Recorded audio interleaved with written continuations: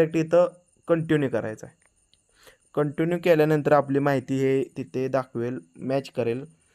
Match केल्यानंतर इथे तुमचं नाव दाखवेल. हे नाव बघायचं, कंझ्युमर नंबर आणि आपला BU निकनेम महावितरणचं. तर लिंक करा.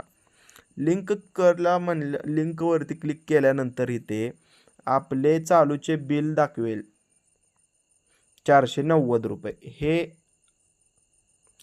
लिंक झाल्यानंतर तुमच्या पुढे अशी साईट ओपन होईल. हे आता तुमचे कायमस्वरूपी बिल हे Google Payला लिंक झाले. कायमस्वरूपी म्हणजेच की जोपर्यंत तुम्ही डिलीट नाही करत तोपर्यंत. इथं डिलीट करण्याचा पण ऑप्शन येतो. हे आपण अनलिंक पण करू शकतो. हे आले आपले मार्चचं बिल. मार्चचं बिल आले. हे ओपन केल्यानंतर आपले ड्यू डेट, आपले अकाउंट नंबर, बिलावरचे बिलिंग पिरियड